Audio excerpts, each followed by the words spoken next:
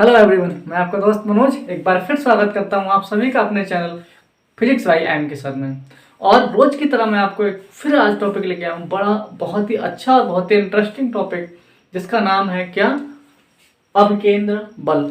मैं आपको बता दूं जानकारी के लिए कि हम अभिकेंद्र बल से पहले क्या क्या पढ़ चुके हैं।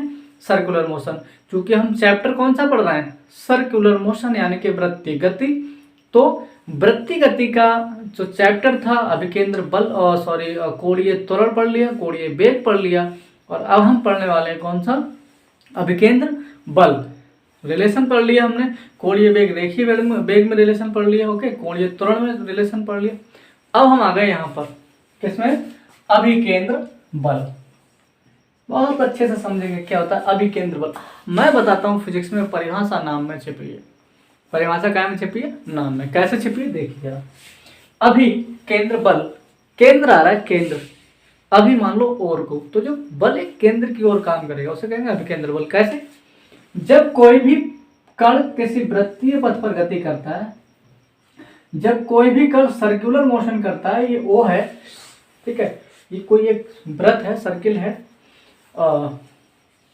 वृत्त का जो केंद्र है ओ है, और यहाँ पे कोई पॉइंट पी है, ये पी कण इसमें ऐसे ऐसे ऐसे करके सर्कुलर मोशन कर रहा है, वृत्तीय गति कर रहा है। तो इस पर एक बल कार्य करेगा, जिस बल के कारण ये वृत्तीय गति हो रही है। अगर वो बल ना हो तो वृत्तीय गति ही नहीं होगी, मतलब इसका कोई खिंचाव ही नहीं रहेगा।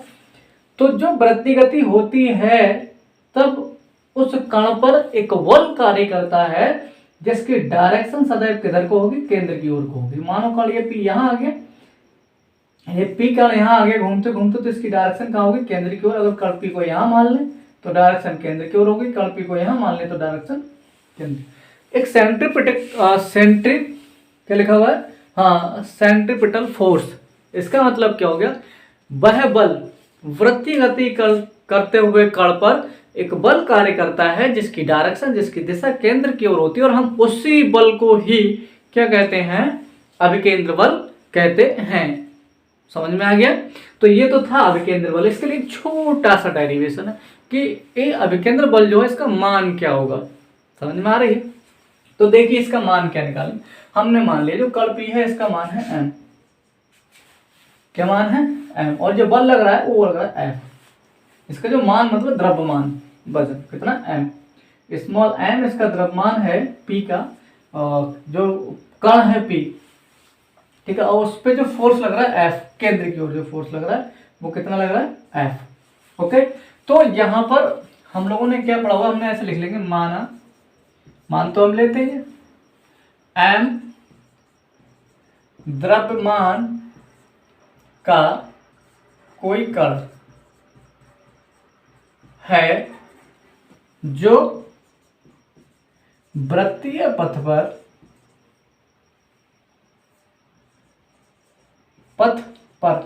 यहां लिख सकते हैं आप, आर त्रिज्या के वृत्तीय पथ पर चलेगा, आर त्रिज्या के वृत्तीय पथ पर गति कर रहा है।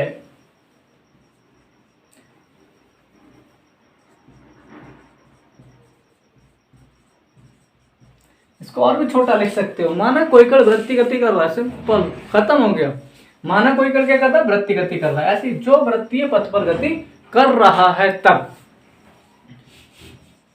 कौन सा बल, अभिकेंद्र बल। हमारा मेन पर्पज क्या है, हमारा मेन पर्पज है इसके लिए मान निकालना कि कितना बल लग रहा है, अभिकेंद्र बल का मान क्या होगा, उसको निकालना हमारा मेन पर्पज है। अब भैया हमने बल बराबर पढ़े हैं क्या, यहां बता दूं मैं आपको, F बराबर ma हम लोग पढ़े हैं ना। तो where m is mass and a is क्या, एक्सेलरेशन।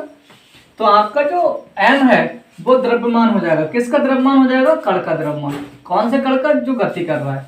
और इसके बाद जो a क्या होता है वो त्वरण, कौन सा त्वरण, अभिकेंद्र त्वरण। ये तो हम पढ़ चुके हैं कल ना, जब कोई भी कण वृत्तीय पथ पर गति करता है तो उसके केंद्र की ओर एक त्वरण उत्पन्न होता है, जिसकी दिशा कहाँ को होती है, केंद्र की ओर होती है, उसी को हम अभिकेंद्र त्वरण कहते हैं। तो यहाँ पर क्या होगा, एक होगा अभिकेंद्र, इसका मतलब हो गया अभिकेंद्र, इसका मतलब हो गया त्वरण। ओके, इनकी मैं वैल्यू लगा दूंगा आपको, इसको लिख दिया एफ से, एम मीन्स द्रव्यमान, और जो त्वरण होता है अभिकेंद्र त्वरण, तो वो कल लिखवाया था आपको क्या, बी स्क्वायर अपॉन आर। तो यहां पर जहां पर अभिकेंद्र त्वरण है इसकी जगह पे पहले तो मैं ए लिख दूं, और इस ए का मान क्या हो जाएगा, एफ बराबर एम, और ए की जगह पे हम यहाँ लिख देंगे क्या, यहाँ बता दूं मैं, ए बराबर होता है बी स्क्वायर अपॉन आर। ये कल की कक्षा में हम पढ़ चुके हैं। ओके, तो यहाँ पे लिख देंगे क्या, बी स्क्वायर अपॉन आर। अब हम एक चीज और पढ़ चुके हैं कल की कक्षा में, क्या, कि b बराबर जो होता है वो होता है आर ओमेगा, बेहद आर इज रेडियस त्रिज्या, और ओमेगा क्या है, कोणीय वेग। b बराबर आर ओमेगा जरा इसमें पुट करते हैं तो ये हो जाएगा एफ इक्वल टू एम, और b की जगह पे मैंने लग दिया आर ओमेगा, इसका कर दो स्क्वायर क्योंकि b का स्क्वायर है, और बटे में क्या हो जाएगा आर। ओके, कुछ कुछ समझ में आ रहा है। यहाँ देखो क्या होने वाला है, इसको आगे बढ़ा रहा हूं तो यहाँ पे f इक्वल टू हो जाएगा आपका, m तो m रहेगा ही रहेगा, इंटू r का, देखो r का स्क्वायर हो जाएगा, यहाँ पे ये स्क्वायर जब ब्रैकेट खुलेगा तो इस पे आ जाएगा, ये आ गया r का स्क्वायर, और जो ओमेगा है इसके साथ में, तो भाई ये स्क्वायर ऐसा नहीं के लिए r पे भी आएगा, ये ओमेगा के ऊपर भी आएगा, और बटे में हमारा कितना है r। अरे वाह, r से r यहाँ कट गया हमारा। ओके, अब यहाँ क्या बचा, इधर लिख देता हूँ, f बराबर m, ये वाला बच गया r, ए भाई एक r इससे कट गया तो एक r बच गया, और ओमेगा स्क्वायर। यानी कि जो बल हमारा लगेगा, अगर कोई भी वस्तु वृत्ति गति करती है तो उस पर केंद्र की ओर एक बल काम करता है। ये जो कण है पी, ये वृत्ति गति कर रहा है तो इस पर केंद्र की ओर एक बल काम कर रहा है, जिसका मान निकल के आया एम आर ओमेगा स्क्वायर। यानी कि एम आर ओमेगा स्क्वायर ऐसा बल होता है जिसे हम अभिकेंद्र बल कहते हैं, और ये बल हमेशा केंद्र की ओर डायरेक्टेड रहता है, केंद्र की ओर कार्य करता है, इसकी दिशा रहती है। नेक्स्ट, लेकिन इसका एक प्रतिक्रिया बल भी होता है, देखने को कहाँ मिलेगा। अब पत्थर में एक डोरी बांधे, सॉरी डोरी में एक पत्थर बांधे, पत्थर में डोरी बांध देगी और उसको ऐसे ऐसे घुमाएं। जब आप उसको घुमाएंगे तो कुछ इस तरह का एक, मैं इसको मिटा दूं थोड़ा सा, ये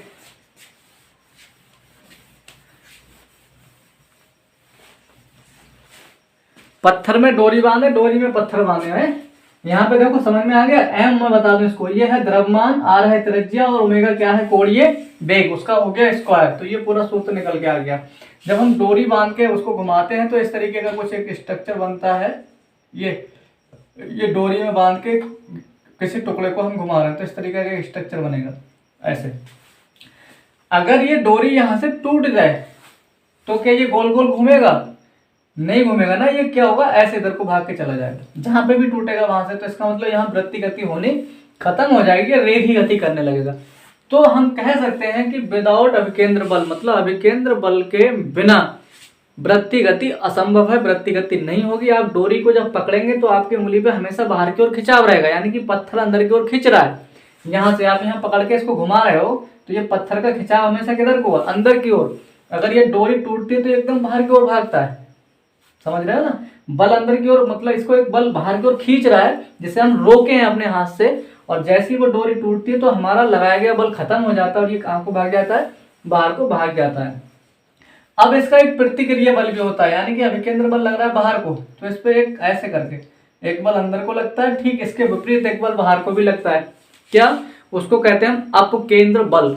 क्या कहते हैं, अपकेंद्र बल। ये पूछा जाता है कि अपकेंद्र बल होता क्या है, तो अपकेंद्र बल का जो परिभाषा है वो ये हो गई कि अभिकेंद्र बल के प्रतिक्रिया बल को ही जो अभिकेंद्र बल होता है उस अभिकेंद्र बल के प्रतिक्रिया मतलब अपोजिट, प्रतिक्रिया मतलब उसके प्रति, जो उसके उल्टा काम करता है, उस बल को हम लोग क्या कहते हैं, अपकेंद्र बल कहते हैं। अगर अभिकेंद्र बल केंद्र की ओर है तो अपकेंद्र बल कहाँ होगा, बाहर की ओर काम करेगा।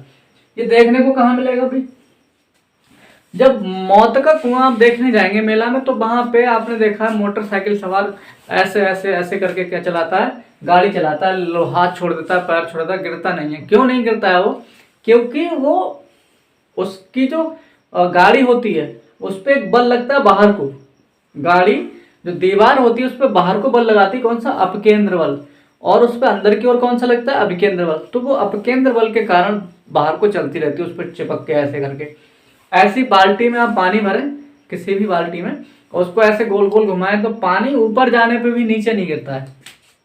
कैसे करके, यहाँ पे आप ऐसे करके एक बाल्टी में पानी भर के ऐसे सर्कल में घुमा रहे हैं। मानो यहाँ पर ये बाल्टी है और इसमें ये पानी भरा हुआ है।